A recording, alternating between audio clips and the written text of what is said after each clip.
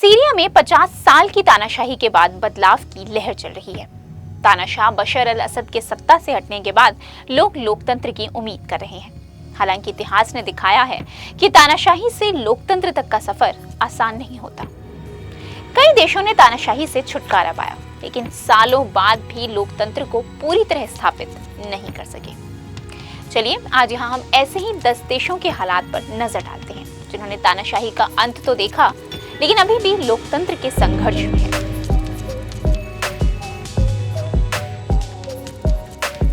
दो 2011 में Muammar Gaddafi की तानाशाही समाप्त हुई, लेकिन 13 साल बाद भी यहाँ लोकतंत्र की स्थापना नहीं हो सकी। लीबिया अब भी आपसी संघर्षों और गुटबाजी से जूझ रहा है। अलग अलग समूह सत्ता पर कब्जा करने के लिए लड़ रहे हैं और जनता हिंसा और मानवाधिकार हनन का शिकार हो रही है। अंतर्राष्ट्रीय प्रयासों के बावजूद यहाँ स्थिरता अभी भी दूर है।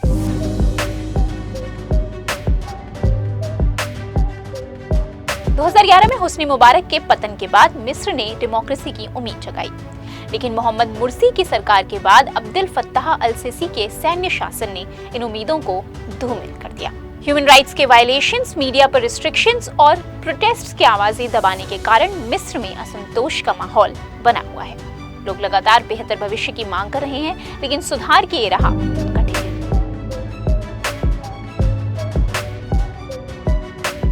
दो 2003 में सद्दाम हुसैन के शासन का अंत हुआ, लेकिन उसके बाद इराक में राजनीतिक अस्थिरता, सांप्रदायिक हिंसा और भ्रष्टाचार ने जड़ जमाई। स्थिर और लोकतांत्रिक इराक का सपना अभी भी अधूरा है। कट्टरपंथ और बाहरी हस्तक्षेप ने इराक की समस्याओं को और बढ़ा दिया है। आर्थिक विकास धीमा है और युवाओं के लिए रोजगार के अवसर भी बेहद कम है।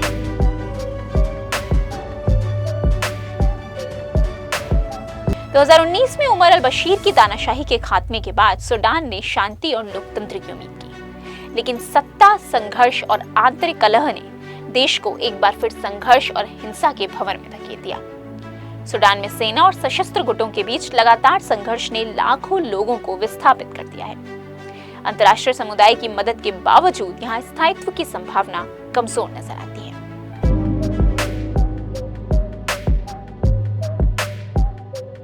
दो 2019 में निकोलस मादुरो की सत्ता को चुनौती दी गई, लेकिन मादुरो अभी भी राष्ट्रपति बने हुए हैं। देश आर्थिक संकट से जूझ रहा है, लोग पलायन कर रहे हैं और लोकतंत्र की स्थापना अभी भी एक दूर का सपना है। ऊर्जा संसाधनों से समृद्ध होने के बावजूद वेनेजुएला में गरीबी और भुखमरी का संकट गहरा गया है।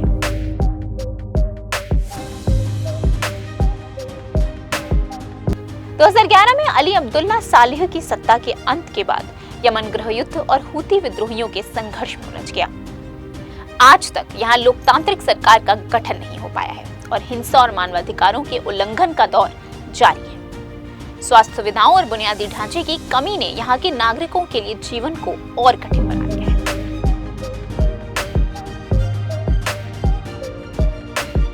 ट्यूनीशिया तानाशाही से लोकतंत्र की ओर बढ़ने वाला एकमात्र सफल देश माना जाता है। 2011 में जीन अल अबिदीन बेन अली की सत्ता के अंत के बाद यहाँ लोकतंत्र स्थापित हुआ। हालांकि राजनीतिक अस्थिरता और आर्थिक कठिनाई अभी भी बड़ी चुनौतियां बनी हुई है। युवा बेरोजगारी और महंगाई जैसे मुद्दे यहाँ लोकतांत्रिक प्रक्रिया को कमजोर कर सकते हैं।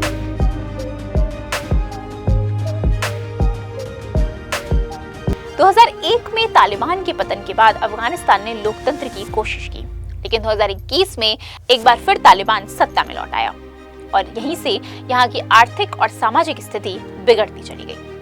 खासकर महिलाओं की आजादी पूरी तरह छिन चुकी है। शिक्षा और स्वास्थ्य जैसे क्षेत्रों में दशकों की प्रगति बर्बाद हो चुकी है।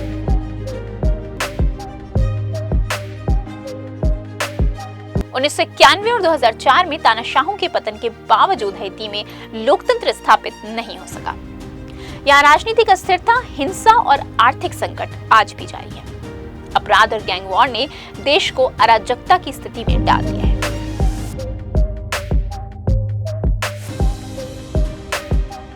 सीरिया में तानाशाही 1970 में हाफिज अल असद के सत्ता में आने से शुरू हुई। उनके बेटे बशर अल असद ने इसे आगे बढ़ाया। 2011 से गृह युद्ध के चलते ये देश तबाह हो गया।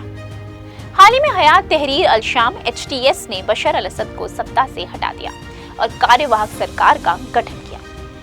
लेकिन सीरिया के लिए ये राह आसान नहीं होगी। सीरिया का इतिहास बताता है कि स्थिर सरकार और लोकतंत्र की स्थापना के लिए ये एक लंबा और कठिन सफर होगा।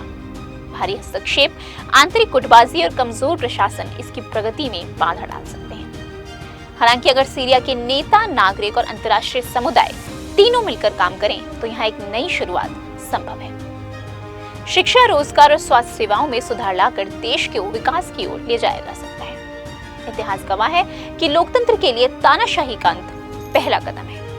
सीरिया और अन्य देशों की कहानियां ये दिखाती हैं कि बदलाव का सपना पूरा करने के लिए मजबूत नेतृत्व, जनता का समर्थन और अंतर्राष्ट्रीय सहयोग जरूरी है। चुनौतियां बड़ी हैं, लेकिन उम्मीदें उससे भी बड़ी रखनी होंगी। सीरिया के लोग अपनी इच्छा शक्ति और साहस के दम पर एक बेहतर भविष्य का निर्माण कर सकते हैं। क्या इस वीडियो पर आपकी राय कमेंट सेक्शन में हमें जरूर बताएं और इस तरह की और भी दिलचस्प खबरों के लिए इट्स रफीक का बेल आइकन प्रेस करना ना भूलें।